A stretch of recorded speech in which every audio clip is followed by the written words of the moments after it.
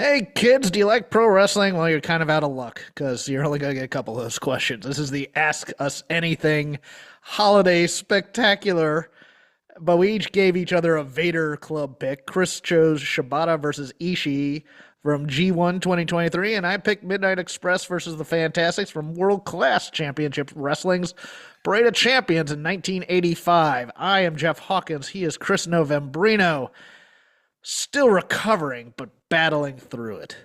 Yeah. I mean, every time we tape, it's getting a little bit better. But this ear infection is just it has been very stubborn, is what it has been. Well, Van Gogh wasn't ours. He just chopped off his ear, and That that wouldn't stop it though, because it's inner no, ear. no, and that would still result in the problem of me not being able to hear. It's like I've been working on music, and I'm kind of like stuck. I'm like, well, I'm not gonna let this get to me. I'm gonna try to keep living my life. I tried to have one of those, Oh, and I realized that like no, like this is still very much jacking up like every facet of my day. I got a new keyboard, and I'm working on a track. I like it, but when I was like, I'm gonna slap a mix on this thing. So I tried to do that, and I ended up having to keep like turning the headphones to the good ear to check the levels, and I was hating life. I was just like, this is horrible. This is not a fun way of having to mix music or really do anything. well, let's get to it. We have 10 questions. We will sandwich it with the two wrestling questions. We did do prep, I hope. I did, because I had to remember what movies have come out since 2005 that I need to remember. But predict the state of AEW at the end of the new TV contract. Okay. I think they'll probably be down around 400 to 500,000 viewers a week.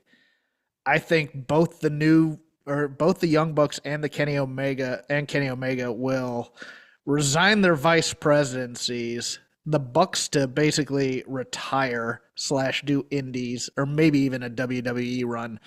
And I think Kenny Omega's in Japan full time.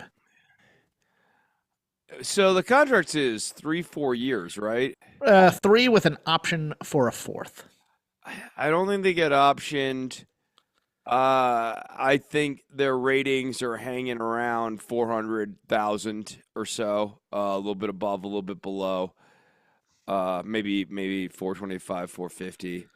I'm kind of with you. I see the Bucks and a lot of the team that was there at the launch not being there, Yeah.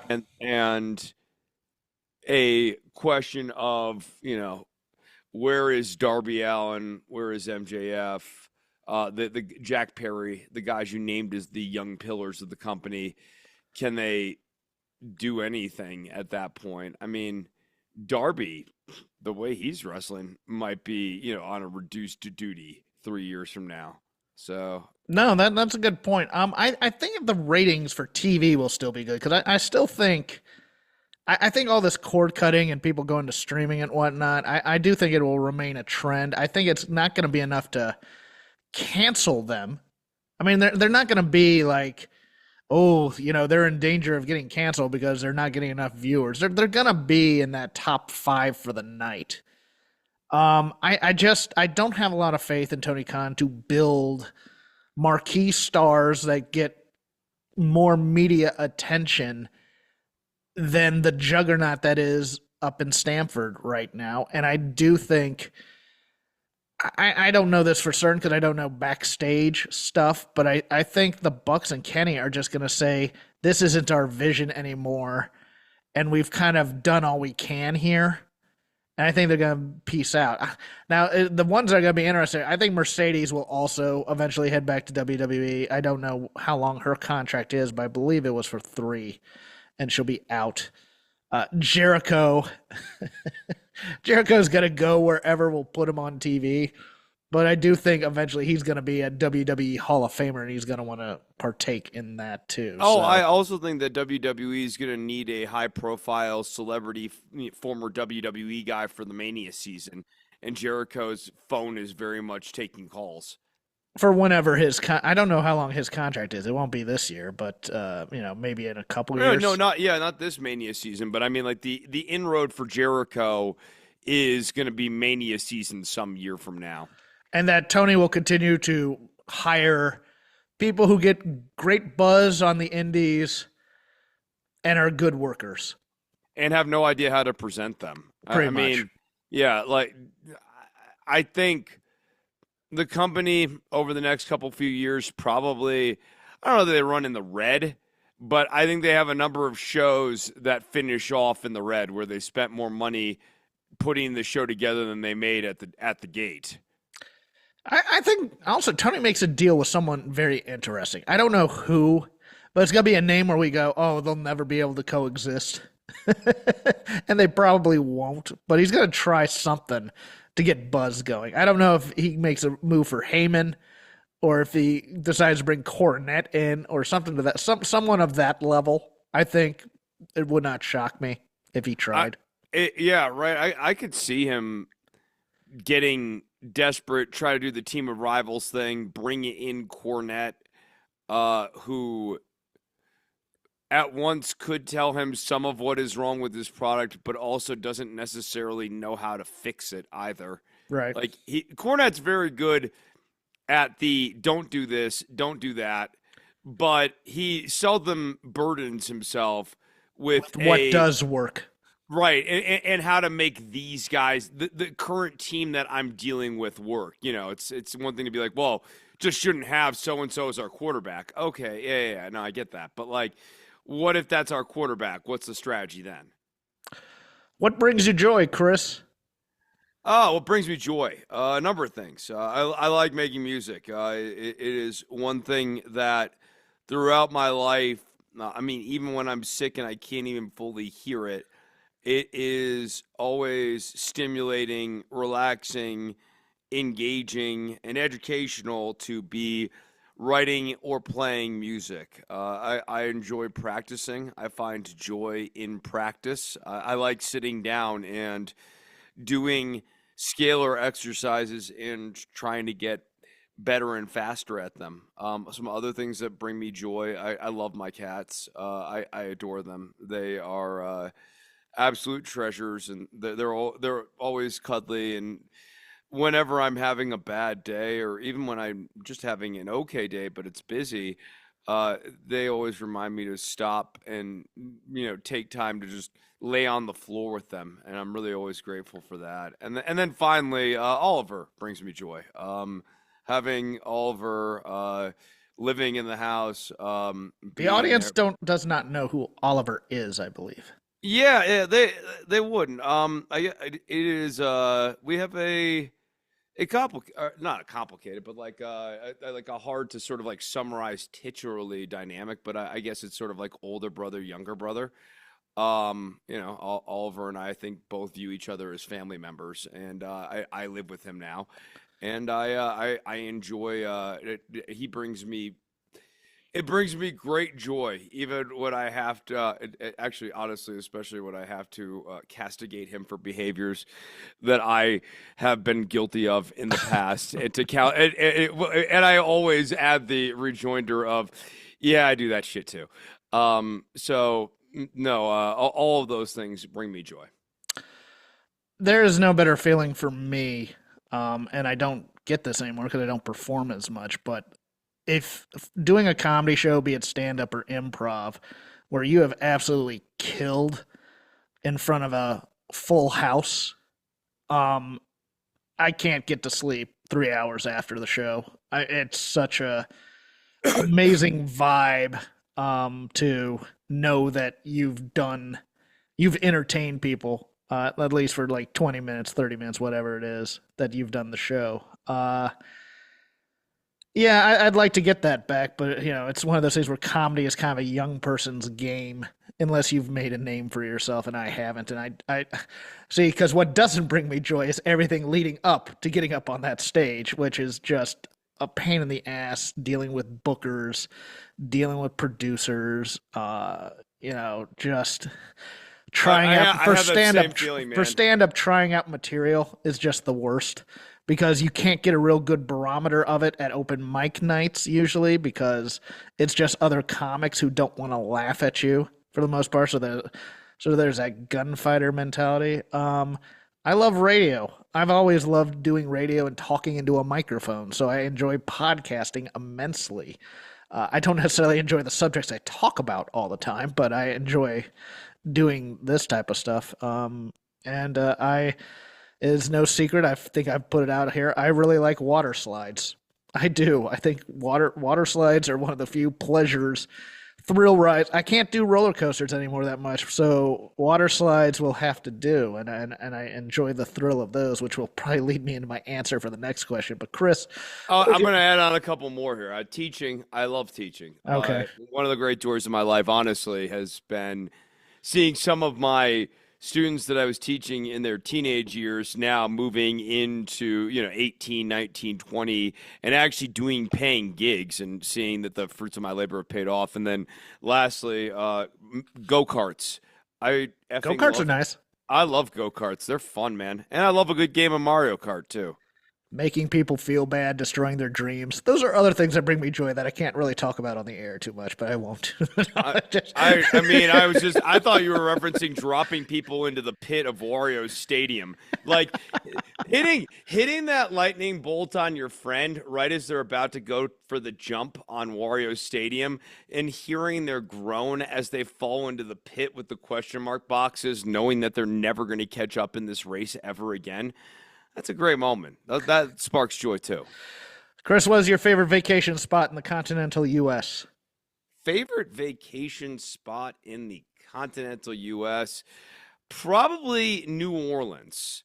Even though I don't drink, I like going to a vacation spot where stuff's happening at all hours of the day. I want like a living, active, busy city because I'm not there for a long time. I'm there for a short time, and I want to have as much fun as possible. And like New Orleans, you can go out and go and hang out, walk around the town. It's 2 a.m, still stop somewhere and eat something lovely. Love that. I like Orlando a lot. It's hard not to. There's just a variety of different parks and stuff to do out there while being in Florida. I will say I really, really loved the Wisconsin Dells when I went, which is, for those who don't know, largest per capita area of water slides in the world. Just every kind of water park you can think of. My problem is I can't go on vacation alone anymore because like I'll book a week and then by Wednesday I'm depressed because it's me and that's it. So it's one of those things. But the Wisconsin Dells was a lot of fun. And then like just the weird Midwestern charm of like the lumberjack breakfast in town, which is, it's like, seating, so you have to sit with other people and pass things around and take them off the plate. The weird communal energy of that. There is some kitschy small town nonsense in there. Like I believe there's like one, there's a Ripley's, believe it or not, which I didn't go to, but there's a lot of little craft stores, and there was a really good popcorn store in town in the Wisconsin Dells that had like 50 flavors of popcorn. And I'm just like, yeah, I'll take a few of each of these type of a thing. So I really enjoyed the one time I did go to the Wisconsin Dells.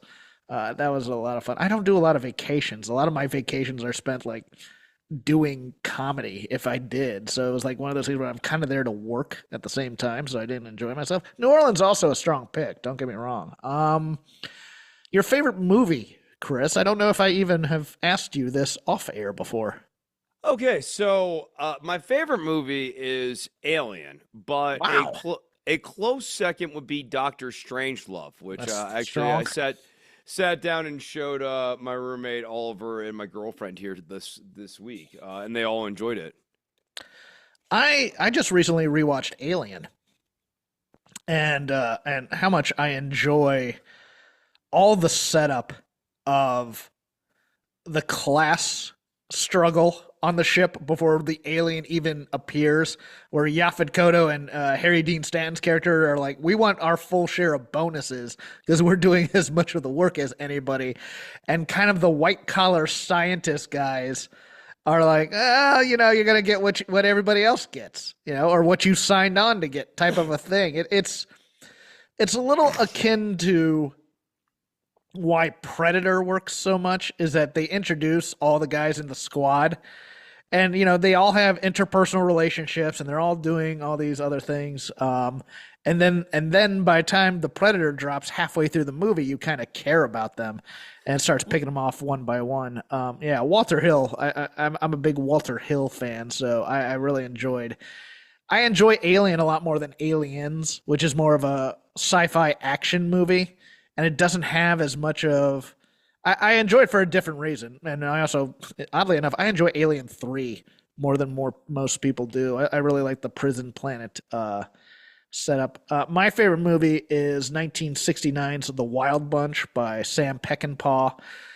I was a first year at the University of Virginia, and they were doing the Festival of American Film, and there, a bunch of different movies that they were seeing, and I went to a symposium on violence in cinema that did Bonnie and Clyde and the Wild Bunch, and I was absolutely sold. I love westerns as a genre. This is a movie where there are no good guys. There are just various levels of bad guys. The Old West is starting to come to an end, and so William Holden and Ernest Borgnine and Ben Johnson and Warren Oates are cowboys who have kind of outlived their usefulness in this time and space, and they can see it. And it's the whole, we'll do one last big score. And then, but all of them have like these certain self-destructive properties that eventually culminate in what happens at the end. It is bloody. It is beautiful. It's long. It's 2.5 hours, but it is absolutely captivating, and I love every moment of it. Speaking of which, grouped this one in here, Chris, because it's the pop culture section. What are your top 3 movies and albums released since 2005? So I'm guessing he's going with the last 20 years here, given that I like old school stuff so much. Yeah, okay. Movies, I think probably a little easier for me to go with than albums, interestingly enough. Or the albums are going to be a little more like obscure. I might have to I'm bring going up obscure Spotify. as well, so don't worry about it. Yeah. All right. So, movies wise, I've got to go No Country for Old Men. I'm going to say There Will Be Blood. I think both of those in 2006 were absolute classics. And I will also tack in that there have been a lot of good horror movies in recent years. Just to name a couple that I think are going to be kind of classics longer term. It Follows, I think, is outstanding. Is that As no? That's not the tire one. no, no, no, no. It's a monster that follows people. It Follows two stunk, but It Yeah, Follows yeah. one was quite good. And the other one that I would recommend that I really liked, the Babadook. I thought the Okay. Babadook was quite a good movie, very entertaining and good horror movie. Recently, I saw Heretic with Hugh Grant, and I really liked that too. I thought Hugh Grant's performance in that was excellent. When I first sat down to write these, my first two were No Country for Old Men and There Will Be Blood. So I'll strike the No Country for Old Men because I had already struck No There Will Be Blood. But I really liked Casino Royale. I liked the reboot of Bond. I thought it was done very, very smart, very, very well. Making Daniel Craig kind of an unsympathetic, cold, blunt instrument of MI6 or MI5. I forget which one it is. In that The Dark Knight is not just a great comic book movie; it is a great movie of which I still talk about certain things and certain themes that are not entirely clear in that movie.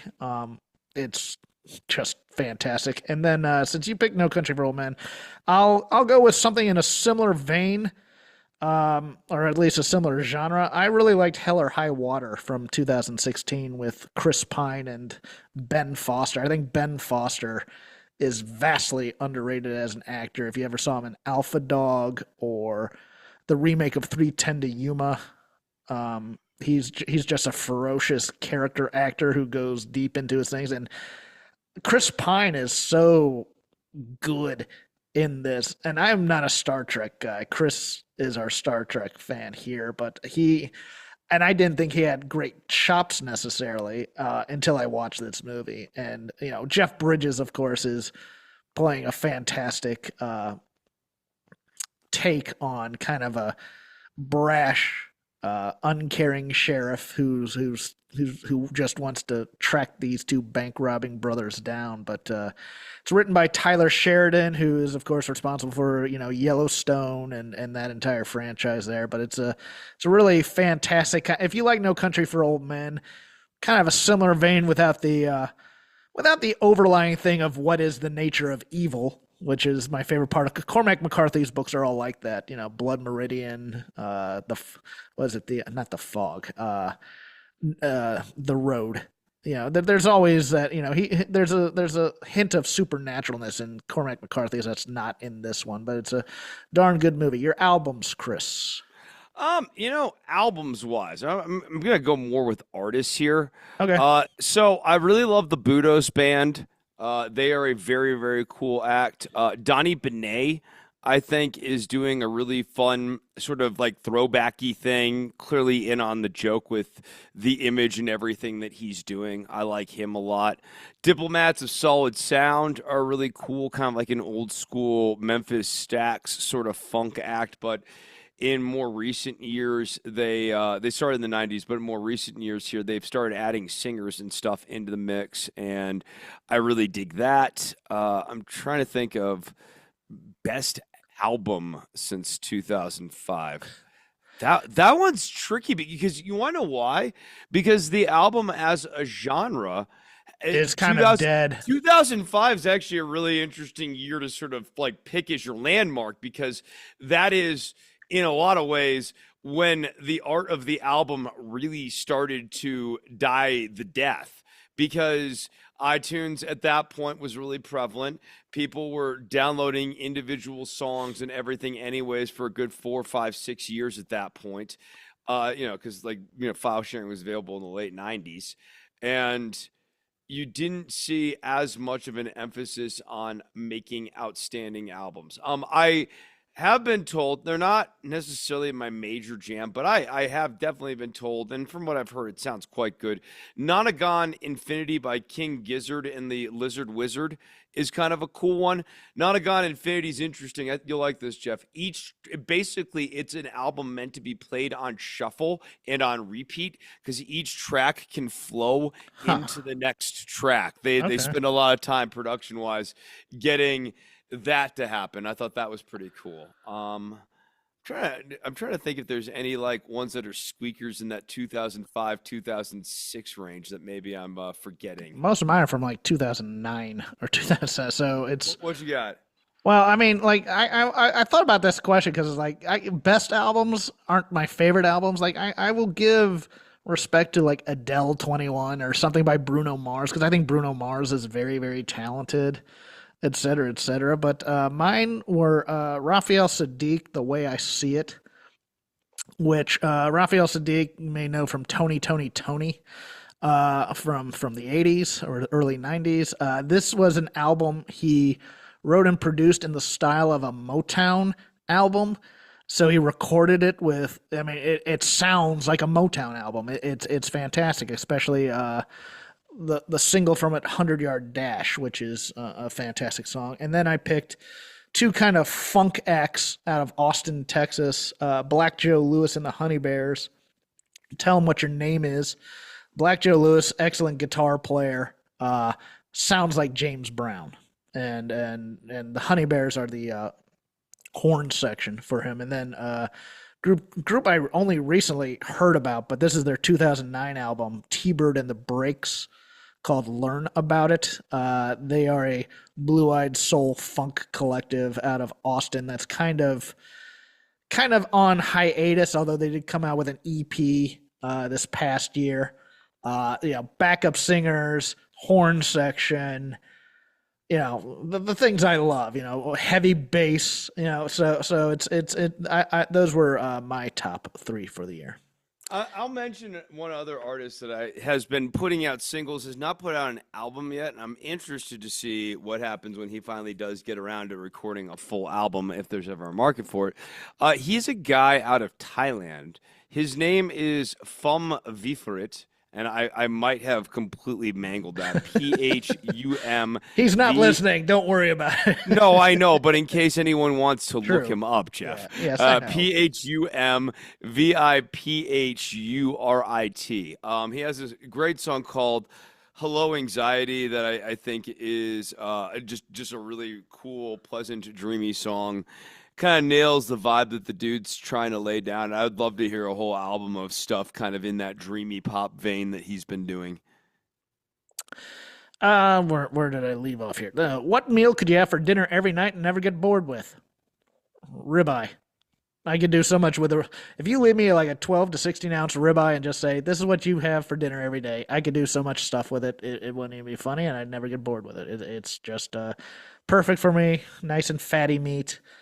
Can't really dry it out too much. You can grind it into a burger. I can make fajitas. I can make a Philly cheesesteak. Ribeye, ribeye, ribeye. Brian Alvarez is correct on this. Your Yeah, choice. I mean, if you had to have just like one ingredient that you could kind of go anywhere with, a ribeye is not a bad way to go, man. If we're just talking like one style of food that I could just kind of do indefinitely, Thai food. It's Huh. filling, but not heavy. It has the spice but also spices in it, so that it's not just heat. It's actually a pretty flavorful palate, and I like the amount of vegetables and stuff that Thai food typically uses. I mean, I'm trying to like eat more vegetables. I do feel better when I eat veggies along with my Are proteins. you heavy spice, like hot spice, like jumping on's easier than jumping off type in your Thai Uh, food? no, that is typically my wings approach, where the piper must be paid the next morning. God. Those are Yeah, terrible, terrible days, by the way. I don't, this is like, I used to really love hot food and eating jalapenos and other things like that. And now I'm just like, I'm at that age where I'm like, oh, paying for it too heavy, cost too high. Don't want to do that. yeah. I mean, you just have to really gauge if you're down for to be a king the next day and sit on your throne. Bring your Let, phone, bring your laptop, get some yeah, work done. every man a king. You're gonna be on Yeah. that throne for a minute. So I don't know. But yeah, Thai food. I mean, other than that, brother, I could probably eat a Ricky's Nashville hot chicken sandwich every single day. I'm not even joking. Like, I wouldn't get it like super hot, but I'd get like a level two Ricky's out of Dallas. Well, we'll save that for Yeah. a second there. Will you and Chris be melting your face off at the upcoming Dead and Company residency at the Sphere? Oh hell yeah, brother. I mean, No, you there won't. is there is nothing like an extended 10-minute Jerry Garcia guitar solo to help me cure whatever insomnia that I might be having at any given moment. Jerry won't even be there. It's the Dead and Company, so it'll be John Mayer probably or something like So that. they're not even gonna bring Jerry. Come Well, they on. might they might hologram Jerry at the Sphere. That'd be cool. I don't like the Grateful Dead, and I it's think not, they're boring, and it man. has very little to do with their music. It has more to do with their fans that I had to deal with growing up. What do you think of the music though? Like I know that so much of them is cultural, but what do you think of the Grateful Dead's music? There are songs I like. I mean, it's not bad music to me. I mean, the stuff that gets heavy radio play is perfectly, catchy pop tunes. The later stuff like Touch of Grey, and I really like the song Hell in a Bucket. But overall, I don't see it. It's like I don't see how they are life changing in terms of their musicianship and even like like Casey Jones is okay. Don't get me wrong. what other? Give me some other songs here to remember. It's one of those things where I'm just like, it's their aura and their reputation. To me, they're a lot like REM, in which REM they're. is an infinitely more interesting Oh, band I'm than the sure they Grateful are, Dead. but in terms They're of not even close. hold on, let me explain why I'm saying this. In terms of how I react to them, their reputation far exceeds my enjoyment of their music. Let's put it that way. I don't enjoy REM at all. I really don't. But Yeah, I'm actually a pretty big REM fan. Peter Buck's actually a pretty big influence on my guitar playing. I learned a lot of guitar back in the day off of REM stuff. Way more. I spent way more time learning REM than I did the Grateful Dead when I was learning how to play guitar. it's Actually, weird because I like certain quote unquote jam bands. Like my favorite band is Traffic, which is the Winwood Capaldi one he did after Spencer Davis Group, but before Blind Faith and before his solo stuff. And I love the Allman Brothers Band to death. I could go to their concerts forever back in the day. In 1994, the summer, uh, Capaldi and Winwood got together for basically what was a Winwood solo album that turned into a Traffic project that wasn't really Traffic, but they were playing like a lot of their greatest hits and stuff. So my dad took me to that tour. there were some Traffic, there were a lot of old Traffic songs, and I really look, I enjoyed the hell out of the concert I went to. But the prospect of following them stopped the moment that they were doing stadium shows as openers for the Dead. And I wasn't having any of that. Look, I don't mind watching Jerry Garcia play Dear Mr. Fantasy with Traffic. That'd be fine. It's just, I was saying about it, like, I was invited to go with the kind of college kids that you'd think would be Grateful Dead fans. And I couldn't imagine less. And I was such a straight edge nerd at the time, anyways. Like, I wasn't even drinking at this point. And I definitely, my joke from stand up stands. I wasn't cool enough so that I could be offered drugs so I could say no. I couldn't think of less of a good time than, or less of a time I wanted to experience than spending all day at RFK Stadium with a bunch of deadheads listening to meandering music of the Dead, all high as a kite, and I'm the only one who's not high. I mean, as someone who smokes a copious amount of weed, I've never found the right cocktail to make the Dead interesting to me musically. I they are the quintessential boomer like psychedelic rock band with all of those trappings and a lot of which I find to be baggy and boring. They're the A least drummer interesting psychedelic band from San Francisco in that time. Yeah, right. No, there's like way more interesting Jefferson and way Airplane is way more more exciting. psychedelic. Yes, Yeah. no, Jefferson Airplane's way more interesting. A thousand times more interesting. I'm just talking about the airplane. But Yes. I think that Not like we built this city on rock and roll, we Jefferson built a city Starship. on rock and roll. I actually teach in a lesson about bad songwriting. Marconi plays the Yeah, no, marimba. I actually break down that section in particular about all of the different things that are indulgent and flabby and bad. And we built this city on rock and roll. One of the best things I ever found was the guy who wrote the song was Martin talking. Page? So the keyboard Okay. player.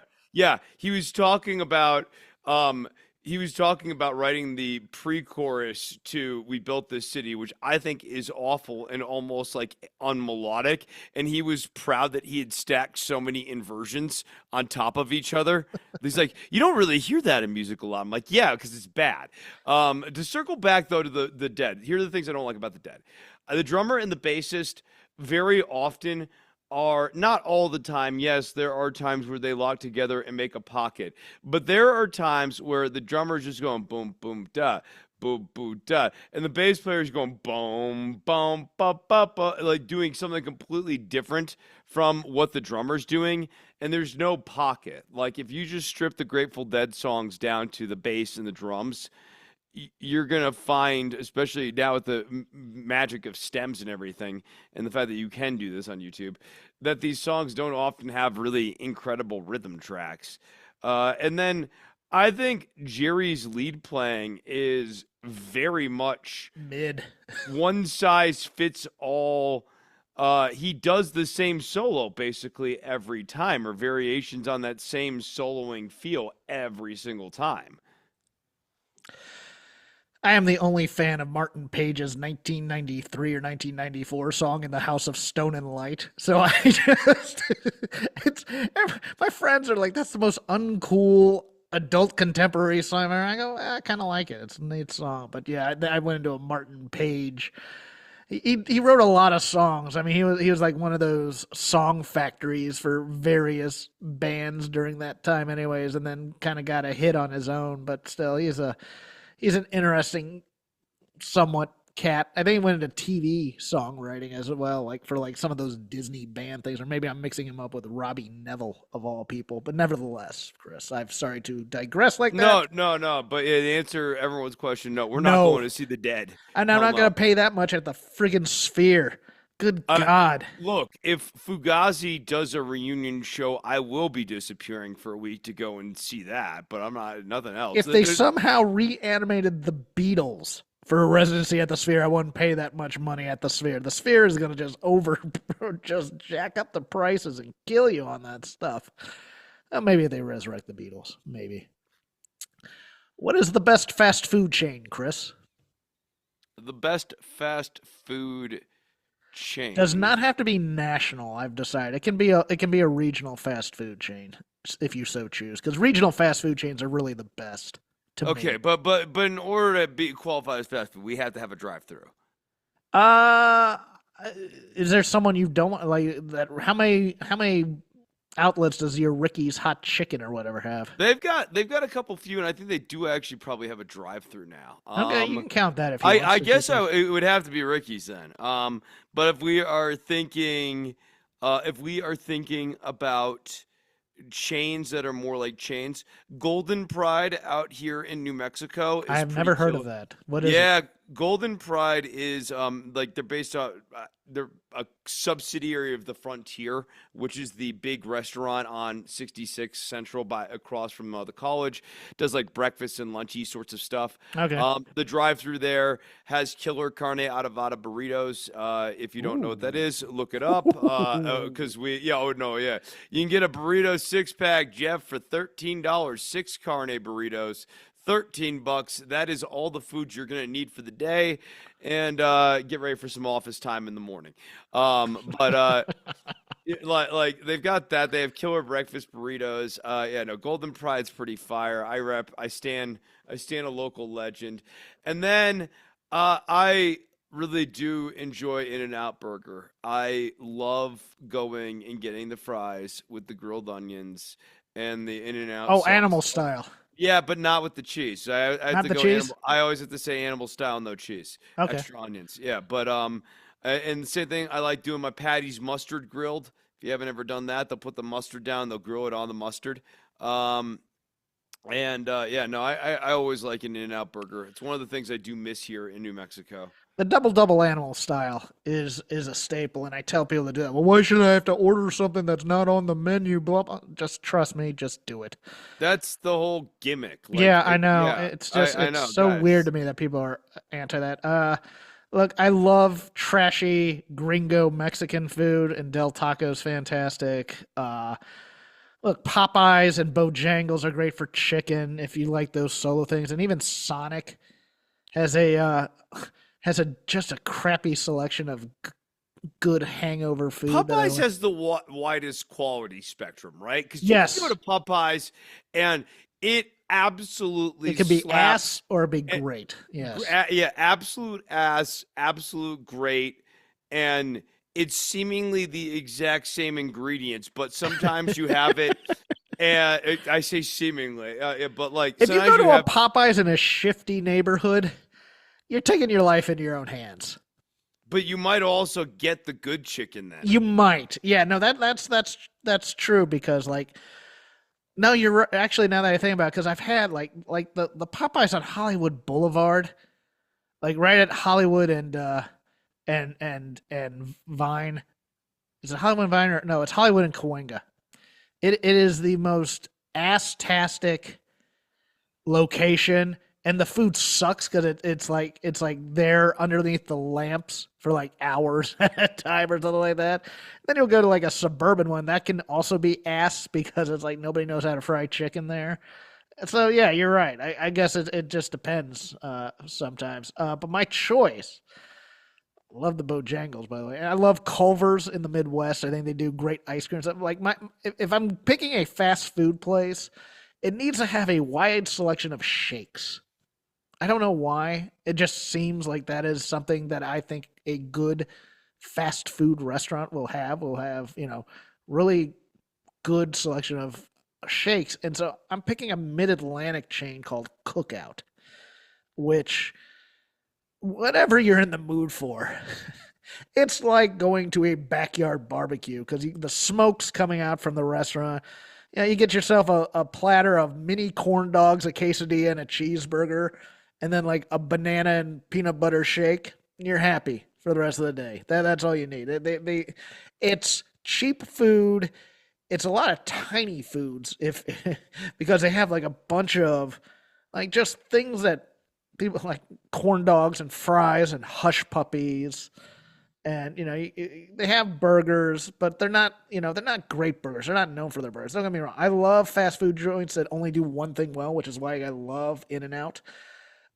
But I couldn't have burgers for like if that was the only fast food chain on earth. So I do like the variety of Cookout whenever I can go and like get a cheerwine float or something in North Carolina. It's actually one of those things I have to stop every time I'm in North Carolina and go to Cookout for some reason. So I really like that.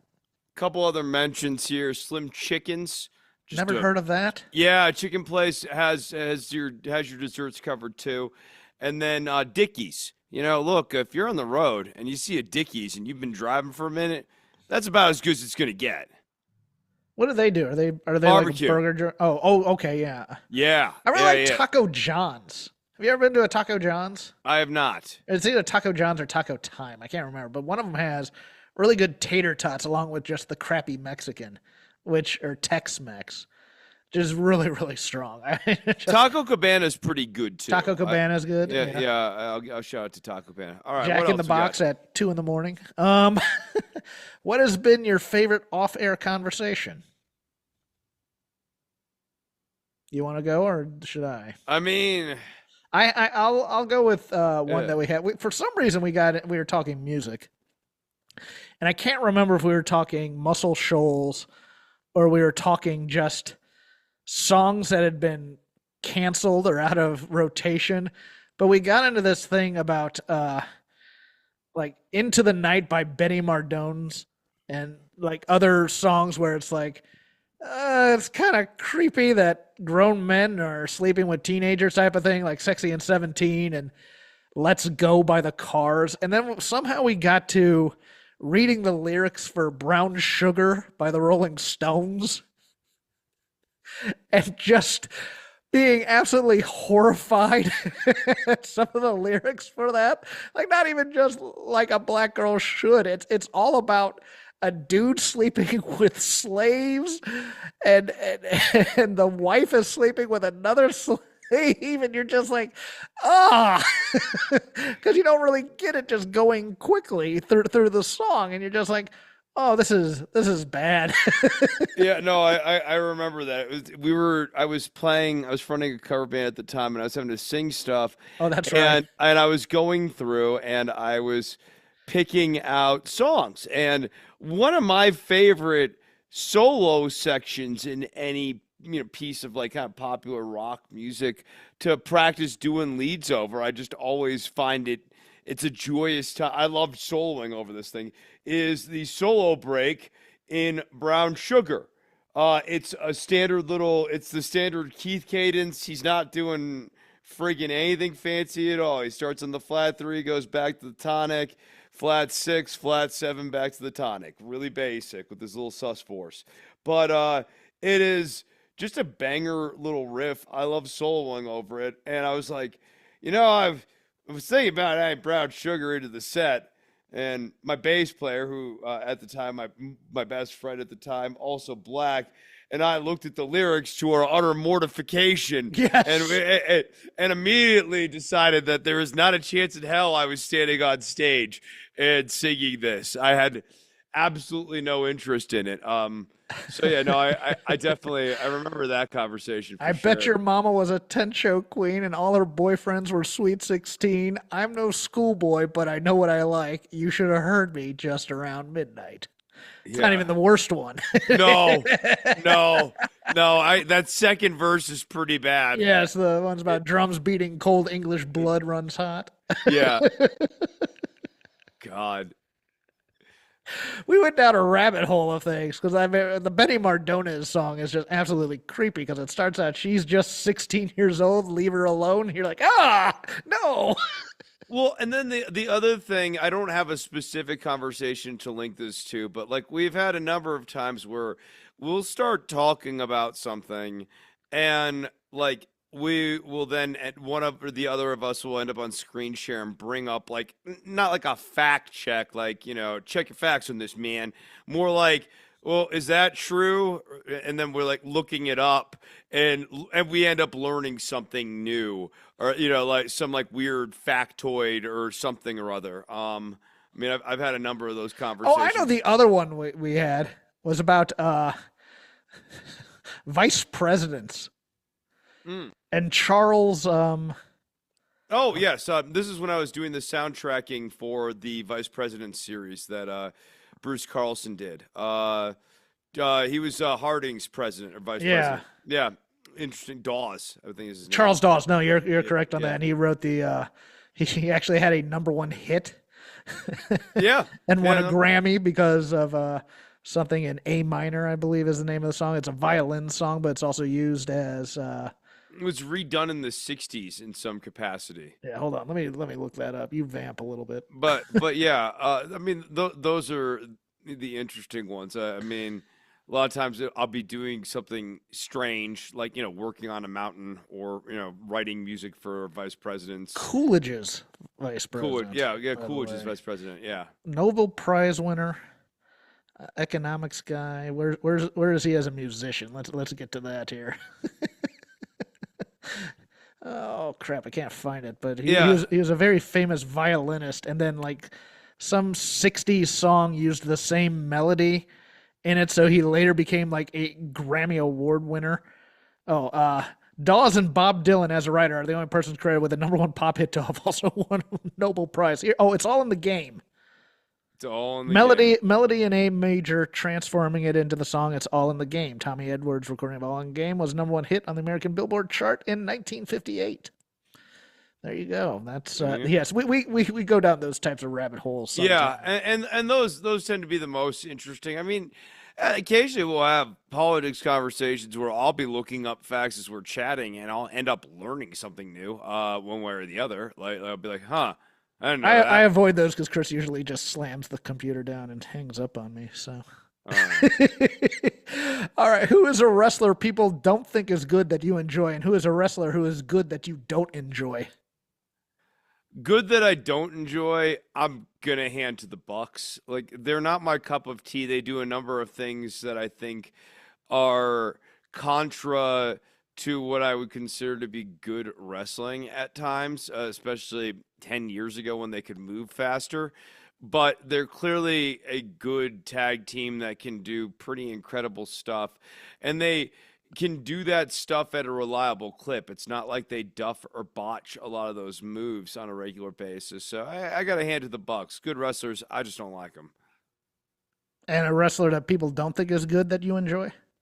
Well, here you give me your good one. I'm gonna think about a wrestler. I don't. I don't enjoy Kenny Omega all that much because and it's not that it has nothing to do with his athleticism, though. I find that to be more of a hindrance as a match goes on because he's still running full speed when he's had all these moves done to him. It's more the style of not selling until somebody hits a finisher and gets a pin. But I also just find all of his emotional moments to be a little bit cloying and playing to the back of the room at all times. Like when he's fired up and shaking his hair like he's Hogan or something. I would go with that mostly. I do. I mean, really, the correct answer probably is Zack Saber Jr. Because his offense is always a playing with your food type of offense to me, as opposed to he's really trying to hurt somebody or grind a guy down enough to get a match or to win a match for a 3 count type thing. And while you're very entertained by all the weird interlocking, arms and legs and leg locks and stuff like that, you know that he's not really trying to win a match. He's just trying to put on a show. And it's one of those things where I don't like. I want to see a guy like Ole Anderson come in and punch him in the face a couple times and see what he does with that. But I'm never going to get that in this modern indie style. Bad, but I enjoy. I'm gonna go with bad, but other people think it's good. I'm gonna go throwbacky on this one. Jerry Flynn is a name that has popped into my head a few times. Where I don't think Flynn was this great wrestler, but Flynn threw cool looking kicks. He used to do this move where he would run from corner to corner, like on the diagonal with a rolling wheel kick, and then do the wheel kick and land on the outside. I thought that stuff looked cool. Flynn, probably not a great wrestler or anything, but I found his matches and stuff to be pretty entertaining. I don't know if he was a great wrestler, but I mean, to your sensibilities, I've been watching a lot of John Tatum, and the guy just has great facials and expressions and is everywhere and can bump like a chief. And I don't know if that makes him a good wrestler or not, but it makes him enjoyable to me. So that would be. I think he is a good wrestler. Okay, so I won't consider that. I've said many times on this show, I love the Barbarian, and I know a lot of people don't think he's very good per se because all of his top line matches, like the time he got the WCW World Title shot in Ron Simmons' first defense is famously a bad match. He's a giant hulked up dude. But for me, the Barbarian and that thrust kick he does, and especially in the Techwood Studios during a squash match, if he goes up for that top rope headbutt and is just basically flying into the lights, I love the Barbarian. His team with Dick Slater is one of the most fascinating things that I can think of in terms of what would they possibly talk about on a car trip with each other as U.S. tag champions. But I assume they got along in some way. But yeah, for me, it's the Barbarian. And of course, the Faces of Fear are just friggin' awesome. I love. And Sid is a bad wrestler, but I think for me, he's like the best bad wrestler. We talked about that when he passed. Yes. He is the king of bad wrestlers because he has such aura and such presence, and like he looks like an effing star, and then like he can't do the stuff in the ring, but there's still just something endlessly captivating about him that you kind of forget about. I'll also add in Adam Bomb / Wrath. I don't think he was a good wrestler, but I used to really enjoy his matches. Yeah, there are those types of guys that are like kind of big guys who are mid-level, but never really. You can't look up something on Pro Fight DB and say, "Oh, look, they had a 4-star match once with somebody," type of thing. No, those are usually in my wheelhouse. Like I have a special love in my heart for the New Zealand Militia, which is Jack Victory and Rip Morgan. Just too big and they later became the Royal Family, which was an absolute embarrassment. But I always enjoyed them as a tag team.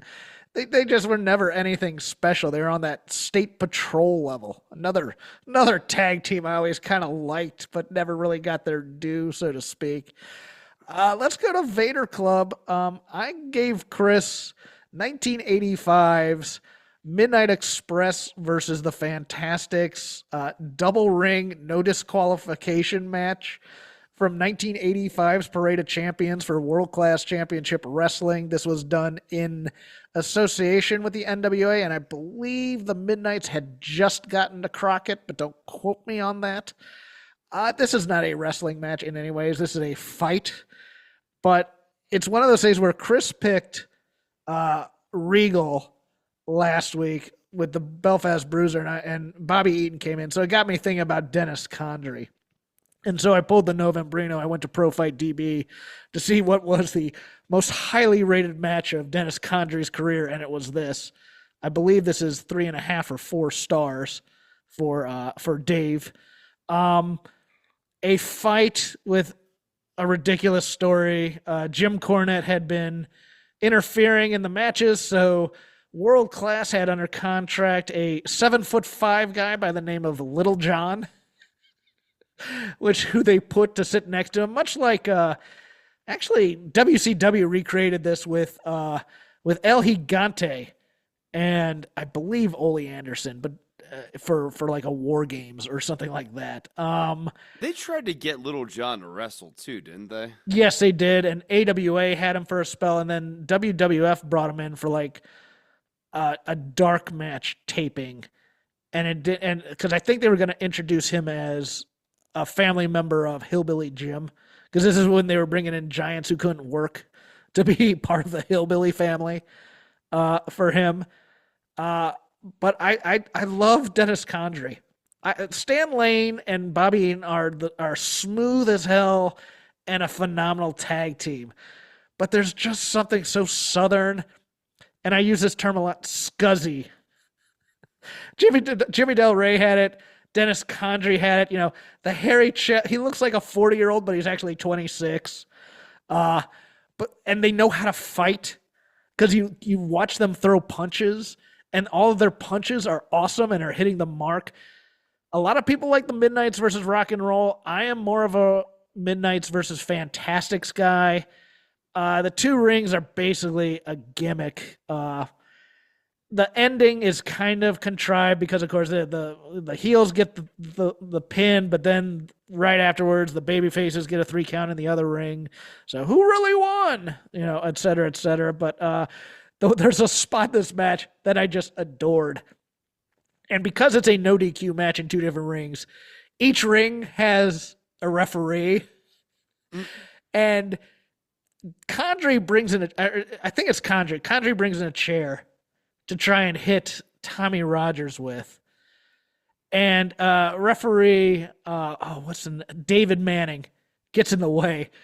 And so Condrey just punches the ref. And I go, it's no DQ. That's perfect for me. I love that moment where he's like, the referee's trying to maintain order and get the chair out. And the guy goes, well, it's no DQ, punches the ref for a moment. This is not a smooth tag team, twin brothers of different mothers type of working Cornette style booked tag team match, but it is a fun fight. The Fantastics are really great. I mean, they're that genre of babyface that Chris and I talk about occasionally, where they would draw women in because they were sexy and they didn't want to see them get beat up. And that doesn't exist in AEW. Who are the young baby faces with great bodies that women would thirst over when they come in to watch AEW? I mean, and if they had something like that right now, especially given that, let's say, the neckbeard quota is more than met, you would have that delicious, jealous energy. Booing, yes. Like the dynamic dudes circa 89, 90 or whatever it was. That's great energy. That's fun energy. I love that energy in a crowd where it's like, here's the pretty boys that all the women like, and all the guys who basically want to hook up with those girls are just like, they're not so good. I could have that kind of body if I worked at it. Bitter booing. Love it. I miss those types of, for lack of a better term, trashy crowds. I do in my wrestling. Everything is very upper middle class neckbeard stuff, and you're just like, I don't like it. But again, not a great match. Do you have any thoughts on this? No, it's not my favorite. It's not my favorite midnight match or anything like that. And I've seen this match before. I liked the ref bump spot, and then there's another spot where I think it's Eaton's getting kicked in the corner, and he's just sandwiching a ref. Yes. He's got a ref behind him. That's very funny. Yes, where he's run into a ref, and the guy's stomping on Eaton, and so the referee is also taking the shots beneath him. I liked that as well. That was really, really strong. Yeah. Your turn, sir. So I gave us Shibata and Ishii from 2013's G1, a match that Was this at the time, 2020? Was this 2013 or 2013, 2023? Because it said this, G123 on the video that I y- saw. yeah, but that was like the 23rd G1 Oh, tournament. okay, my fault then. I Yeah, missed yeah, the. yeah, yeah, Okay, yeah. whatever. So it would have been 2013 here. You could tell because Shibata looks a lot skinnier here. True. He's not thick, but he's just a really thin here. Um, and Ishii doesn't have nearly as much frost on the temples. So this match at the time when we watched it was, kind of considered an instant classic. Some people were dropping 5-star ratings on it at the time. I wanted to circle back to it because we had talked about Ishii and Shibata not that long ago on the show, and I said something to the effect of, "It's strange having to convince people that Shibata was once a very good wrestler, but I swear to you, he certainly was." So I decided to go back and check out this one. I will tell you, repeat watch, I don't love it as much as I loved it at the time, with the exception of the finish. I really like the finishing sequence on this, where we go from a no count to a 2 count to a 3 count, like a full breakdown of Ishii. Ishii breaks down Shibata. First, it's all fighting spirit. Then he hits him again. Now it's a 2 count. Then he hits him a third time to finally put him away with the brain buster. I thought the finishing sequence on this was excellent. However, I will say, as the years pass, my relationship with strong style wrestling is a lot more lukewarm to slightly cold. I just don't find the forearm standing in the middle of Yes, the ring guarding nothing to be interesting. Strong style is dumb style. I agree. I want to see that the blows are affecting them. I want to see them sell a little bit and then to come back and fire up as opposed to no selling these things. I do like the opening sequence a lot. The fact that it's 2013 has broken me a little bit because the reason I love that end sequence so much is the brainbuster finishes Shibata off, and I thought this was post surgery. Mm, So I'm like, of course that gives him the three. That's a logical ending to a match in New Japan. mm.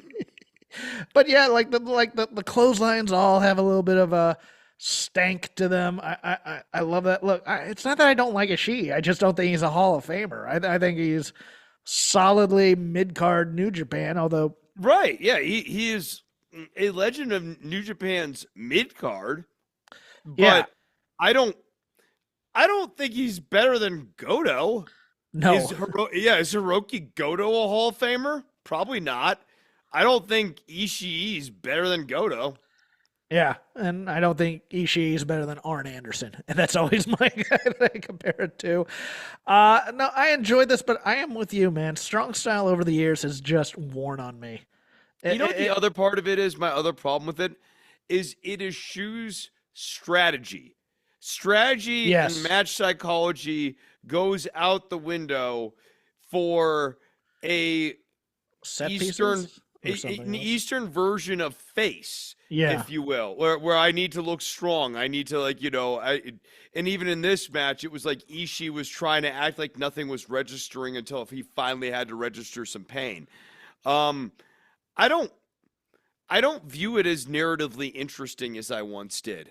I'm with you there. I like the. I'm a Southern style guy, so I like the heat segment of the baby face getting beat down and showing he's getting hurt and showing that he's struggling a little bit with this guy because it also then helps the heel and for me to make me think he's a bigger badass right now. I just it's one of those things where there's this match, and then you get to the Omega Okada matches, which is just basically it also eschews like those things for set pieces, which is like here's the big choreographed stunt we're going to do that pretends it does damage, where we're going to rest for about 15 seconds while people clap, and then we're going to get up and going to do the next set versus quote unquote match psychology of I came in thinking I'm going to work on Okada's leg right now and I'm going to continue to do that. Now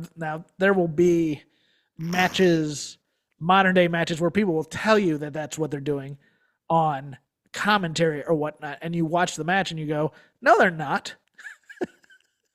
Especially like during this Brian Danielson retirement run when it's like, well, his neck's very sore. He's working on the neck right now. He stomped it once. He's not working on the neck as a strategy in terms of making the story of the match about that. I enjoyed it for what it was, but again, also Shibata is just really, since becoming the guy with the speakerphone, does very little for me these days. I He know. was the ultimate badass in 2013. He was a cold assassin in 2013 that needed know nothing, and that's why you just simply called him the wrestler. But now on 24 or in 24, it's like here he is, the wrestler Katsuyori Shibata, and he's like the translator. He's Google Translate. And they're trying to figure out what word to emphasize these days. It's like the wrestler or the wrestler or the wrestler. Yeah. It's like the old Richard Jenny thing. Well, let's cut off there. Go and enjoy our holidays. I am at CrapGame13 on Elon Musk's X, Jeff Hawkins at Blue Sky if you choose to do that. You can just follow the show at Shake Them Ropes. Chris is only on the gram at DOCTOR_NOV. That is Dr. Nove. We're part of Voices of Wrestling. You should know that by now. But we do have our own feed. I also do a show called over on Fight Game Media called The Dynamite Show. About 20 minutes after Dynamite, we go live on YouTube, except for this holiday, on Christmas, because I'm not watching wrestling on Christmas. We'll probably go sometime on December 26th. Check the Twitter feed for that. But other than that, thanks for listening for this year. Chris, get your plugs in. All right. If you are looking for guitar lessons, now's the time. Follow me on Instagram. Jeff just gave it out. It's DOCTOR_NOV. Go and check out my music, and I think that's all I got here. We'll see you in 2025.